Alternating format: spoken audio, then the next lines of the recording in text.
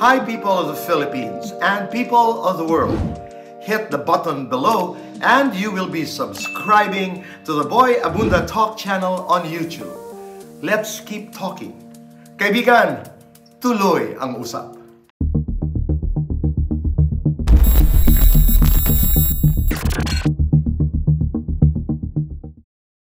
Yulin, maraming salamat. Hello po, Tito Boy. Thank you so much po ulit sa pag-invite sa akin. Sa lahat ng pagkakataon. Oh, wow. Pero ngayon, ibang ating pag-uusapan. Nais namin malaman ang 10 bagay na hindi alam ng sambayanan tungkol kay Yulin. Kahit ako, di ko po alam. Hindi po, feeling ko ang hindi nila alam is iyakin ako. Sige, what makes you cry? Lahat po, iniiyakan ko.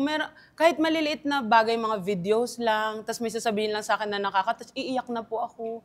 Meron nga po yung friends ko, parang magkarelasyon sila, couple sila. Tapos nandun sila sa condo ko. Tapos, basta tumugtog lang po yung song na to, yung Palagi ni TJ. Sumayaw lang sila sa harap ko, umiyak na po ako. Tapos sabi nila, bakit ka umiiyak? Iisip ko kasi walang magaganyan sa akin, wala akong joke. Iniyakan ko na po yun.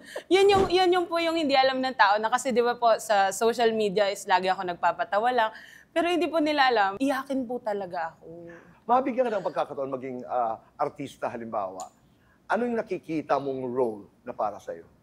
Ay, gusto ko po talaga comedy na may konting twist lang ng drama. Pero hindi po talaga ako yung parang Kasi po kapag na-try ko na po, Tito, magpakailanman po ako yung buhay ko, inano nila, may drama. Pag nasa taping ako, masaya po ako. So, hindi ako naiiyak. Walang iyak na pumapasok sa akin. Hindi niyo ako mapapaiyak kasi masaya ako. Pero maraming nagsasabi that comedy is really harder than drama. So, una, iyakin ka. Hindi nila alam, pag kumakain ako, Tito, pag dumighay ako, gutom ako ulit. Totoo yun. Kala kasi nila joke yun. Oh. Totoo po yung parang kakain na kami sa buffet, ganyan. Pag nadighay na ako, ready na ako for round 2.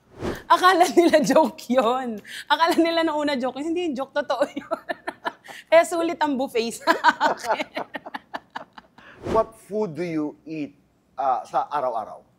Rice po talaga. Yan talaga ang unang papasok sa utak ko kapag gising ko sa umaga. Anong kakainin ko na may kanin? Hanggang dessert nga, Tito Boy, rice ako eh. Mango sticky rice woman. Tuloy-tuloy na. Rice pa din po.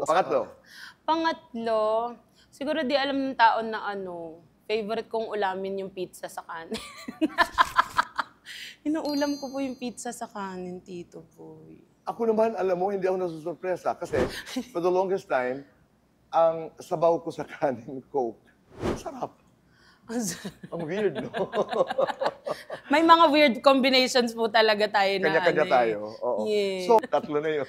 Dami, Tito Boy. Pang-apat na hindi natin alam tungkol kay Hindi Yulin. nyo alam. Siguro hindi nyo alam na mataba ako. Hindi. Baka hindi nyo alam, isasama ko na rin. Baka lang. Baka lang hindi nyo alam. Nag-iisip po ako, alam mo Tito Boy, tinanong po ako, nag-iisip ako, ano pa ba hindi alam? Kasi most of the time po, sa mga videos ko, Right. sinasabi na po namin. Pero sige, ang hindi alam, dami pa nagtatanong sa akin na hindi nila alam, paano ako sumasakay sa airplane? 2 seats ba ang binibili ko or isa? Isa lang po, pero may seatbelt extension. Yun yung Kasi po hindi nakasya sa akin ng seatbelt sa airplane. Okay. So, lagi po ako nanghihingi ng seatbelt extension. Yun, hindi nyo pala alam yun. Hindi ko pa sinasabi sa kanila. Have you been a victim of discrimination? Many times po, especially sa airplane, naranasan ko po yung nakikita ko yung flight attendant mismo. Binivideo niya ako. Di ko alam bakit. Sabi ko, ba't ako binivideo nito? Anong meron? So wala, di ko lang po pinansin. Tapos parang lahat ng FA, siguro napag-usapan na nila ako doon sa likod, ganyan. Lahat ng mga FA, pagdadaan, nakatingin ng ganun sa akin. Sabi ko, bakit? Sabi ko, first time bang may mataba kayong customer? So yun po, yung ang dami pong ganun. Pati hindi po kasi ako mahilig mag-commute dito sa Pilipinas. Okay. Sa ibang bansa po, sa train, sa ibang bansa. I was about to say that. Yan, sa mga, sa train, lalo, especially sa Hong Kong, Tito Boy. Grabe yung mga tao dun. Pag nakikita ko, lumalaki yung mata nila. Ganun po. Ginagawa mo? Tinatawanan mo? Opo, nakasmile lang ako palagi. Hindi po ako pumapatol talaga. Pero napakahirap ng pagkakataon. And it's good that we're talking about this. Dahil kung may nanonood at nakikinig sa atin na parang nakaka-identify, nakaka-relate sa kwento, parang, ay, pinagdaanan din pala ni Lee. Yes po. Diba? Madami And it is po. important to know that there are bad experiences. Minsan, ang reaksyon natin, ako lang ba ito? Apo, Diba? apo. Ako lang ba ito? Gumagaan when you start to realize that someone else went through it. Yes po. No? Yes po. Okay. 4 na. Panglima. Panglima is hindi talaga ako malakas kumain. Hindi ako, like pag isang sit down natin, hindi ako malakas kumain. Mabilis po ako mabusog. Pero, Okay. ano po ako, mabilis din ako magutom. Yun yung thing sa akin. Okay. Hindi ako yung pag, isang madamihan na hindi po. Mabilis ako mabusog. Tapos mabilis na mga 30 minutes, gutom ulit ako pagtapos nung Kaya kain. naiintindihan kita. Pag sinabi mo, pag dumighay ka, I'm ready for the second round. Yes Kasi po. hindi ka masyado maraming kumain. Opo. Okay. Yun po yung Akala kasi ng mga tao, siguro lakas kumain yan. Hindi po ako malakas kumain. Pero yung pinakapaboritong ulam mo talaga, Na hindi ko po tatanggihan. na talagang hindi mo tatanggihan. Sopas po. May hotdog. Pag May umuulan? Opo. Yan ang hindi nawawala sa bahay namin pag Masarap umuulan. naman talaga. Magsosopas tayo. Tapos Oo. inuulam ko pa yan. Sarap Yun po naman. talaga kaya kong kainin yung buong buhay ko. Ako naman minsan, di ba yung sopas na yan, doon ko ilinalagay ang kanin. Ay, yes, pag konti. Lalo pag nasa bowl, ang sarap. Sarap talaga. Ang sarap po nun. Okay, 5 na yun. Pang-anim. Pang-anim, takot ako sa cats. Hindi po alam nung taas. Ito talaga, wala pa ako sinabihan na nasa public. Takot po ako sa cats. As in, hindi lang yung takot na takot ako sa cats. Lalo po pagka yung alfresco dining, di ba po, pag nasa labas, di ba may mga cats po? Pag dumaan po, hindi na ako kakain. Nasa malayo na ako. Kahit gutom na gutom ako. Kakain na lang po ako pag alis namin, drive-thru na lang. Saan ang umpisa yun? Hindi ko po alam, bata pa lang po ako. Parang Ganun ka na? iba yung ko sa cats. Tapos pagka yung mata nila, natatakot ako pag tinitignan ako. Para po akong kinukuha sa mundo nila. Parang ganun. Parang ganun, sobrang takot ako. Tapos pagka nadampian ako sa restaurant nung yung buntot nila, sa paa ko, iiyakin ko po yun. Hagulgul talaga ako, ako ng pusa. Ganun po ako katakot. Oo. Kaya sabi ko talaga sa mga kaibigan ko, kapag ako dinala nyo ng pusa, wag na tayo magkita buong buhay natin. Okay. Number 7. Number 7, hindi po ako fan ng any living things like plants, kasi po, hindi ako responsable mag-alaga. Yun yung sa bahay. Yes Kasi po. may mga tao, di ba, na Opo. napapalago nila yung mga halaman Opo. sa loob. Okay. Tapos tinatry ko po kasing mag-alaga. Last year po, nagbumila ako ng dog para sa kondo ko, kasama ko, ganyan.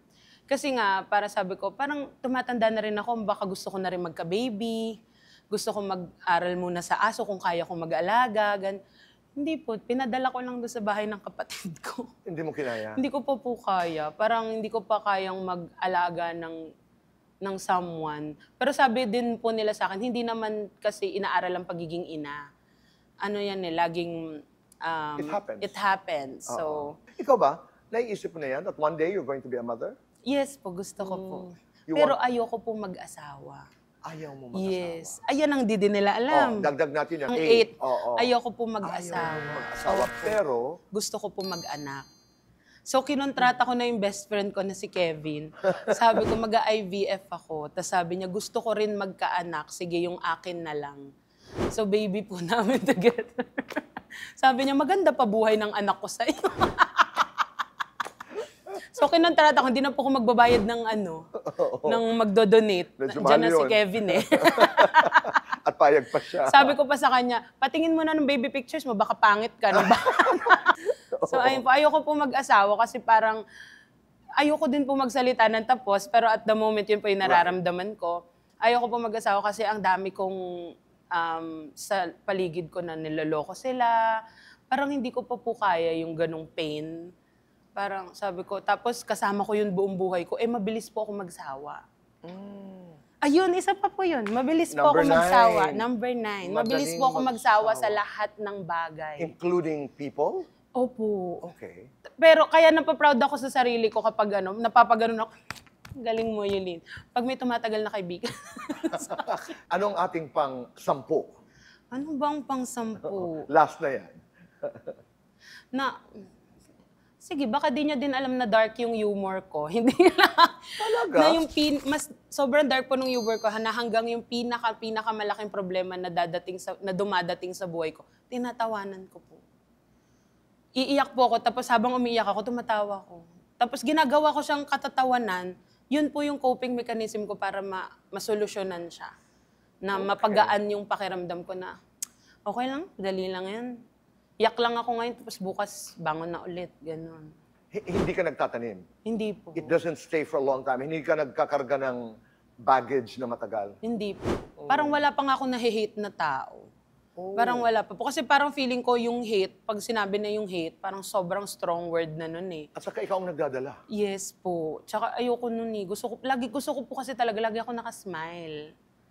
Okay. Kahit umiiyak ako, nakasmile ako. Iyakin lang ako pero nakasmile Yan, alam ako. namin yun. Tingnan mo, nakabuo tayo ng 10 mga bagay na hindi natin Na hindi alam. Tungkol kay Yulin. Sandali, what's the name of your friend now na gusto mong maging ama ng iyong anak? Kevin. What was the name of the other one? Si Jeefer. Si Jeefer po. Di ba there used to be another guy? Yes po. Wala na? Wala na po siya. Okay. Hindi na po kami friends. Oh. Opo. Nag-ano na kami, siguro hindi na talaga Sorry nag-a-align. to ask you the question. Opo. I didn't know. Hindi na kayo? Hindi nag-a-align na siguro yung ano namin sa life. Kaya parang it's better to separate na lang. Galing ng pananaw mo sa buhay. Di ba? Hindi na nag-align, it's Opo. time ago. Yes And then, po. pero meron ka bang mga friends na, yun nga, at a certain point, parang hindi tayo swak, na Opo. pagkatapos ng ilang years, bumalik? Marami po. Marami. Marami po akong ganun. Kasi ang hilig ko po talaga kapag may nagawa kang mali sa akin, totally ka-cut off kita. Pero ang ending po niyan lagi, ako yung unang nakakamiss. Ako yung magre-reach out. Malambot ka rin kasi. Opo, yung parang, Oo. meron akong best friend po noon since high school. Super, super best friend.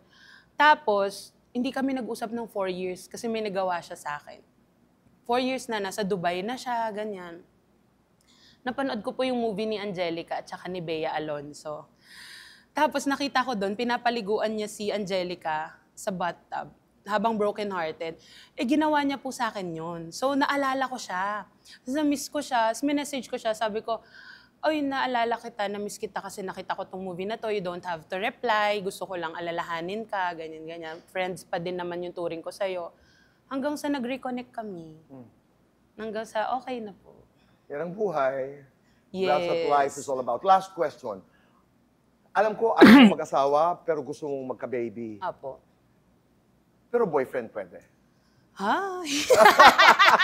Na paano kala mo kiniliti? Hi! Gusto ko yun. Gusto yung post. May Pakiulit ganun. nga yun. Hi! May kiliti talaga palagi. Parang boyfriend, opo. Kaya ko po kasi mahihiwalay yung, wow, ang ganda talaga ni Yoba. Dapat, di ba? Yun po, kasi po ang pinaka-fear ko talaga sa pag-aasawa is, kasama kita habang buhay? Kaya ko ba? Kasi parang, yun pa po yung hindi ko alam sa sarili ko. Kung kaya ko ba, hindi ba ako magsasawa? Baka makapanakit ako ng tao ng, kahit ayaw ko naman, kasi nagsawa lang ako. But also, you have to put it in your mind that you're work in progress. Yes Yung po. hindi mo kaya ngayon, Baka malay kaya ko na. natin, di ba? Yes, baka Yun ang naman maganda baka sa'yo. naman po may isang Oo. tao na makakapagbago nung ano na yun. At baka ikaw din. Yes It comes po. also with time, with Yes. experience, with age. Malay natin, di ba? No? Kasi with you, bukas ka eh. Opo. Bukas ka. So, when was the last time that you fell in love with a boy? Oh. Or are you in love now? Hindi po. Hindi. The last time na na-in love ako, last year lang po. Okay. Tapos ayun, niloko ako. Naranasan na rin. Oo. diba? Ayun po. So parang sabi ko, hindi muna ako. Pero yung karanasan na yun does not define, happiness. Does not define the whole human experience. Yes po. Kung nanonood siya ngayon, last question na talaga, anong sasabihin mo sa kanya? Sa ex ko, shout out sa'yo. Akala ko, gaganong ka na naman. Hello, I'm here. Makikita mo ko kahit saan, di mo ako makakalimutan. Wala kang choice. Walang-wala. Yulin, maraming salamat. Thank you so much po, Tito Thank Boy. you. Thank you Thank po. you very much. Hi, people of the Philippines and people of the world. Hit the button below and you will be subscribing to the Boy Abunda Talk channel on YouTube. Let's keep talking. Kaibigan, tuloy ang usap. This interview was brought to you by Kitchen Magic Spaghetti Sauce. Ang spaghetti sauce para sa bayan. Sus, sarap!